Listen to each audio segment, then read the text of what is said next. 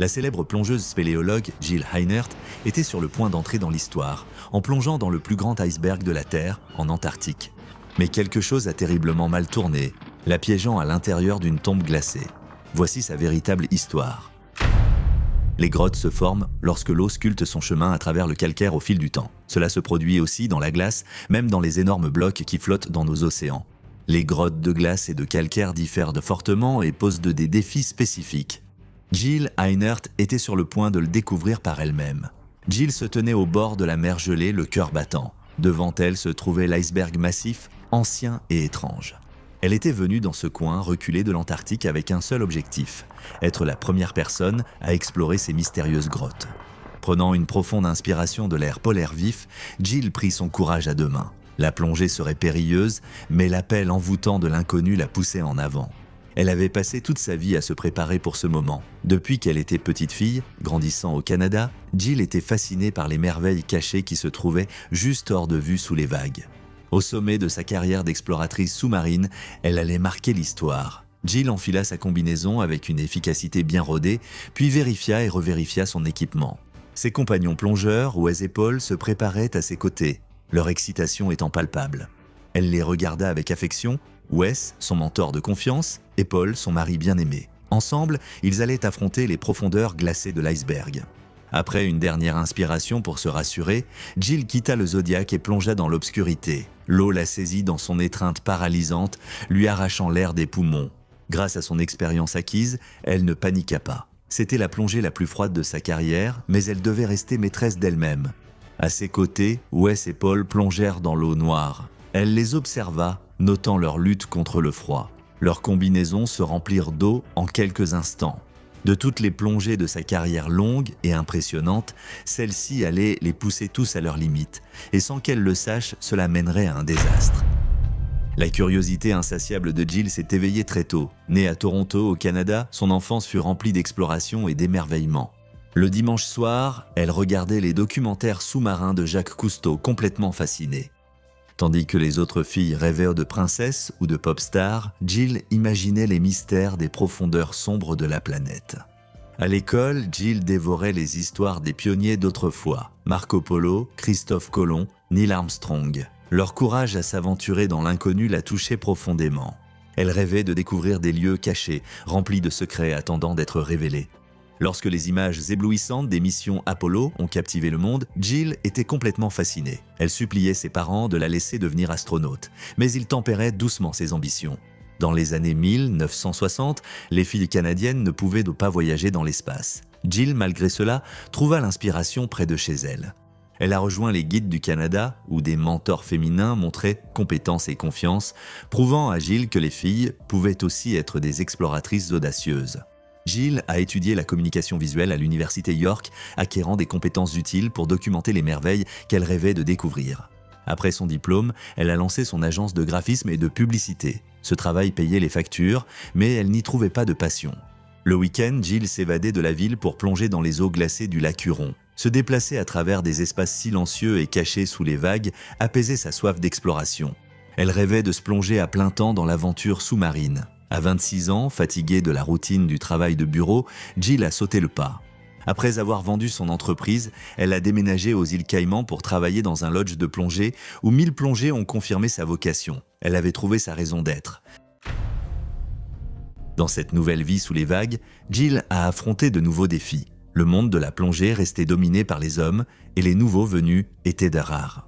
Souvent unique femme lors des expéditions, elle devait constamment prouver sa valeur face aux plongeurs masculins qui se montraient condescendants envers ses compétences et ses connaissances techniques. Des attitudes profondément ancrées faisaient constamment obstacle à son parcours. En préparant sa certification de plongée souterraine, une étape clé, le sexisme a presque compromis ses ambitions. À son arrivée à un stage technique avancé, elle a constaté que les instructeurs doutaient ouvertement qu'elle soit qualifiée pour y participer. Forcée de réaliser des exercices de rattrapage inutiles juste pour pouvoir rester, Jill bouillonnait de colère. Plus tard, seule femme à une conférence d'élite sur la plongée souterraine, Jill a ressenti la gêne d'entrer dans ce milieu masculin. Les instructeurs la draguaient et les plongeurs masculins doutaient de sa légitimité et de ses compétences. Elle a fait face à leur scepticisme avec une grâce stoïque. Et lorsque Jill a cherché à recevoir une formation spécialisée auprès de son modèle, le légendaire plongeur spéléologue Sheik Exley, il a tout simplement refusé sa demande. Il considérait la plongée souterraine trop dangereuse pour les femmes. À cette époque, Jill devait affronter non seulement les grottes dangereuses, mais aussi le chauvinisme ordinaire d'une fraternité fermée. Imperturbable, elle a persévéré. Et en 2000, un Jill Heinert s'était imposée comme l'une des meilleures plongeuses spéléologues au monde. Mais avide de nouveaux horizons, ses ambitions la menèrent jusqu'au bout du monde, dans les mystérieuses grottes de glace de l'Antarctique. Grâce à son imagination débordante, Jill se demandait si des grottes stables pouvaient exister sous les vastes calottes glaciaires, cachées et inexplorées. On ignorait presque tout des espaces sous-marins de l'Antarctique, dont les mers, parmi les plus froides et hostiles du monde, pouvaient en tuer les personnes mal préparées en quelques minutes. Seule une poignée de plongées scientifiques et militaires audacieuses avait jamais été tentée sur le continent. La plongée en grotte là-bas relevait du fantasme, bien trop extrême pour être envisagée. Personne sauf Jill n'y croyait. Sa proposition a été rejetée par tous les scientifiques contactés et les chercheurs polaires l'ont immédiatement écartée.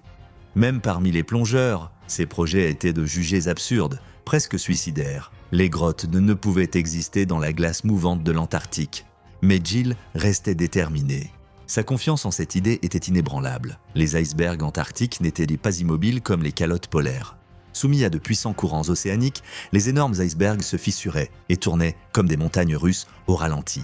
Si l'eau de fonte pouvait sculpter des grottes à travers le calcaire solide pendant des éons, Jill en déduisait qu'elle pouvait sûrement creuser des poches cachées à l'intérieur d'énormes icebergs fondant lentement. Il fallait juste trouver le bon iceberg. Au début de l'an 2000, l'opportunité s'est présentée à Jill. L'énorme iceberg BB15 s'est détaché de la barrière de Ross, une étendue de glace flottante plus grande que la Jamaïque.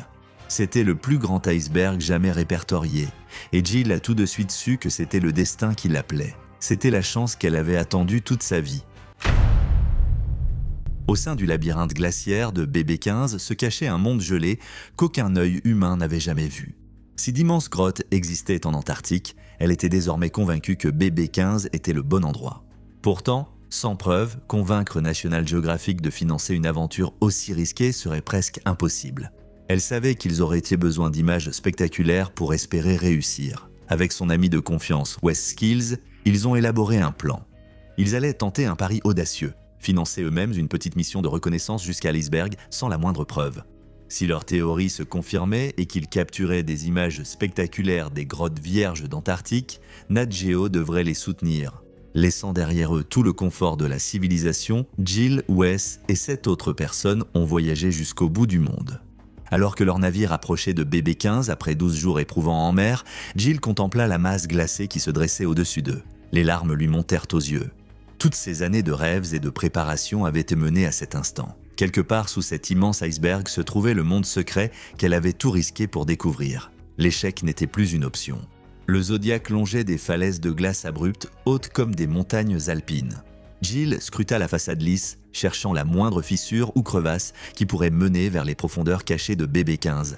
Si son hypothèse audacieuse était fausse, l'expédition prendrait fin avant d'avoir commencé. Jill aperçut alors une crevasse prometteuse s'enfonçant profondément dans la glace.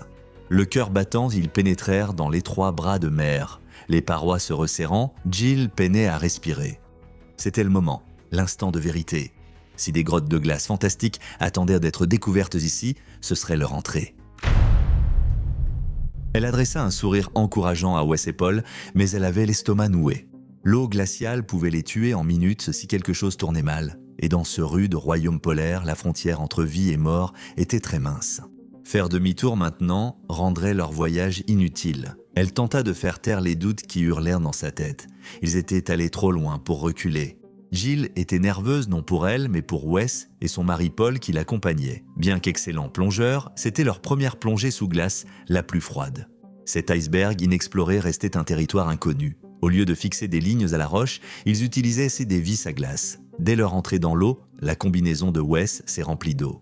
Après une minute de tournage désastreuse, toute l'équipe a dû le remonter à bord et lui sauver la vie de justesse. Ils l'ont vite réchauffé à l'intérieur. Un début sombre. Après que Wes a échappé de peu à la mort, Jill et Paul ont plongé à nouveau. La mer la transperça comme 1000 poignards, lui arrachant l'air des poumons dans un souffle violent. L'eau glacée s'infiltra vite dans sa combinaison. Ils descendirent, la lumière pâle disparaissant rapidement, puis, À 130 pieds sous la surface, le puits s'ouvrit sur un monde étranger. Le cœur de Jill manqua un battement alors qu'elle balayait le paysage sous-marin caché avec sa lampe. Les filtreurs se balançaient de façon hypnotique dans le courant. Des verts sapins de Noël s'accrochaient aux parois comme des bijoux venus d'ailleurs. Ce paradis submergé grouillait de vie. Jill aperçut un vide béant qui s'ouvrait au centre de l'iceberg. Tremblante d'anticipation, elle y pénétra à la nage. Le tunnel s'étendait sans fin dans l'obscurité glaciale. Puis, soudain, il déboucha sur une immense chambre dont les plafonds scintillaient d'une lumière bleue éthérée. Jill sentit son cœur s'envoler. C'était ça, la première grotte de glace de l'Antarctique. C'était réel et c'était magnifique. Elle avait envie de crier sa joie dans l'air cristallin et de savourer ce moment pour toujours. Mais elle résista, ne voulant pas troubler ce royaume immaculé. Ils étaient les premiers humains à pénétrer dans le sanctuaire de l'iceberg et elle était émerveillée. En s'enfonçant plus loin, soudainement des isopodes ressemblant à des langoustes araignées sont tombés sur eux depuis les fissures au-dessus de leur tête. Après avoir secoué ces créatures, suite à cette rencontre désagréable, ils continuèrent dans le tunnel sombre. La glace craquait et gémissait de façon inquiétante sur le fond marin. Son dynamisme les troublait malgré sa beauté étrange. Puis, une vibration profonde traversa le corps de Jill. En regardant autour d'elle, tout semblait normal. Ils continuèrent à explorer. Ce n'est qu'en revenant qu'ils virent qu'un désastre s'était produit. À l'horreur de Jill, leur étroit passage vers la surface s'était refermé, obstrué par d'énormes éclats de glace tombés. La panique monta en elle, mais elle lutta pour la contenir. Le bruit entendu plus tôt était l'effondrement du passage. La grotte semblait déterminée à les garder enfermés dans ses profondeurs glacées, un tombeau de glace éternelle. Jill scruta désespérément les parois de l'iceberg. Il devait en trouver une issue. La peur mènerait à de mauvaises décisions. Elle devait rester lucide. Heureusement, elle vit une ouverture entre les blocs de glace. Un à un, ils s'y faufilèrent à coups de palme dans le tunnel étroit. Bien plus tard, alors qu'elle remontait à 20 pieds sous la surface, Jill vit Wes et son équipe célébrer. Ils apprirent ensuite qu'un bloc de glace avait bloqué la grotte. La vague gigantesque a presque fait chavirer l'équipage du Zodiac. Ne sachant pas si le duo avait survécu, ils n'avaient d'autre choix qu'espérer au cœur de la tragédie. Toujours professionnelle, Jill resta optimiste à l'idée d'une nouvelle plongée ce jour-là. Ils étaient maintenant plus expérimentés face au défi de l'iceberg. Le territoire restait inconnu, mais des progrès avaient été réalisés. En replongeant dans l'iceberg, l'entrée de la grotte semblait stable. À l'intérieur, Jill nota un léger courant qu'elle n'avait pas perçu avant. Peu à peu, il s'est renforcé, puis a soudainement surgi avec puissance. Elle a enfoncé sa main dans le fond marin pour éviter d'être emportée, tournant autour de son point d'ancrage. L'eau de fonte traversant l'iceberg générait un courant dangereux qui gagnait en force chaque minute. Ils devaient vite partir avant d'être entraînés plus loin. Mais en nageant vers la sortie, même à pleine puissance, ils avançaient à peine contre le courant. Comme s'ils étaient pris dans un courant d'arrachement, l'iceberg les a de nouveau saisis sans jamais vouloir les laisser partir. Voyant une faible lumière bleue indiquant une sortie, ils ont tenté leur chance et se sont laissés porter par le courant, dérivant longtemps. Ils ont fini par émerger sains et saufs, mais la calamité a suivi leur triomphe. Apparus au milieu d'un champ d'éclats géant par une sortie différente, leur bateau était introuvable. S'ils n'étaient pas retrouvés vite, ils mourraient de froid en minutes. Battant des jambes dans l'eau, Jill se sentait comme une insignifiante poussière, jouet du destin. Elle tenta de calmer ses dents qui claquaient, mais l'hypothermie s'installait rapidement. Combien de temps pourraient-ils encore supporter ce froid ? Leur combinaison à flottabilité neutre offrait à peine quelques minutes de protection. Échoués ici, leur sort était scellé. Puis vint le salut tant attendu. Portés par le vent, les cris lointains de Wes retentirent, suivis par le grondement du moteur du Zodiac. Ils étaient à mot sauvé. Les mains gelées de Jill saisissaient à peine l'échelle, ses membres trop engourdis pour autre chose que du soulagement.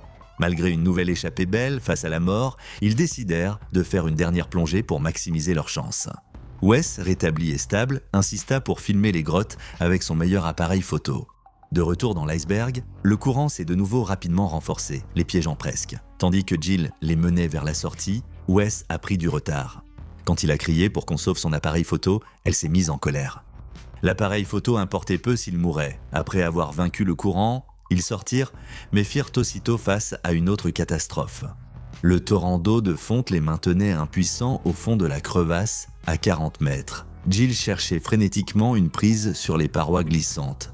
Puis, elle se souvint des minuscules trous laissés par des poissons qui parsemaient la glace. Elle y enfonça ses doigts gelés, s'en servant comme prise pour une ascension pénible. Près de 3 heures plus tard, ils émergèrent, la main de Jill grise et inerte, mais ils avaient remporté de justesse leur pari mortel. 2 heures après avoir survécu à cet enfer, ils se préparèrent à replonger une dernière fois. Pendant qu'ils planifiaient, des cris éclatèrent sur le pont. Horrifiés, ils virent leur monde souterrain se convulser et se désintégrer sous leurs yeux. L'iceberg, de la taille de la Jamaïque, sombra devant eux, entièrement enseveli dans sa propre tombe aquatique. S'ils avaient encore été à l'intérieur, il n'y aurait eu aucune échappatoire. Au final, ils furent les premiers et les derniers à avoir jamais vu l'intérieur de ce puissant iceberg.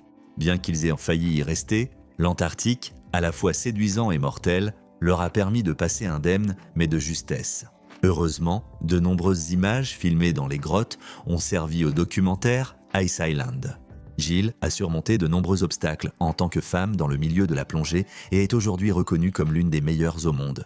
Sa plongée dans l'iceberg demeure l'accomplissement le plus marquant de sa carrière. Bien qu'exploratrice océanique de renom, en repensant à sa rencontre glaciale avec la mort, elle a tiré une leçon durable, le froid n'accorde sa clémence qu'aux prudents.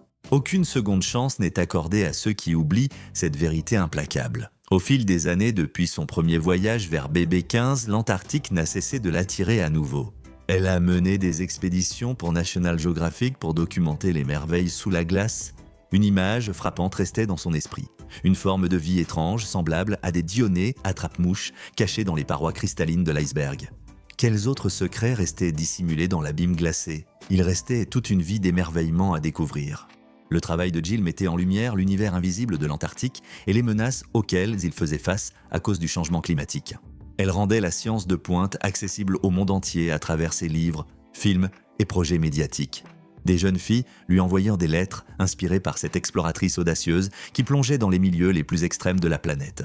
Au sein de la confrérie exclusive des plongeurs techniques, Jill était désormais vénérée comme une pionnière. Elle avait affronté les eaux les plus hostiles du monde et en était ressortie indemne. Son expédition BB15 était vue comme l'Everest des premières en plongée. Elle encadrait avec plaisir les nouveaux plongeurs, partageant les conseils qu'elle avait autrefois cherchés. 20 ans après sa mission, BB15 demeure le seul iceberg exploré en plongée souterraine. Ce royaume gelé et étranger qu'elle avait révélé n'existe plus que dans la mémoire et de rares images d'archives. Lorsque des expéditions ultérieures se sont revenues, l'iceberg avait disparu dans les profondeurs glacées, mais l'héritage de Jill a perduré. Elle a montré qu'avec détermination et imagination, aucun domaine ne restait inaccessible, inspirant des légions de femmes à repousser les limites dans leur vie. Jill, aux parcours atypiques, incitait les filles à ne pas brider leurs rêves à cause de la société. Rester déterminées et ignorer les voix du doute, insistait-elle. Avec passion et persévérance, des horizons qu'on croyait impossibles s'ouvriront quand vous en aurez besoin. Les profondeurs attendent ceux qui ont le courage de plonger.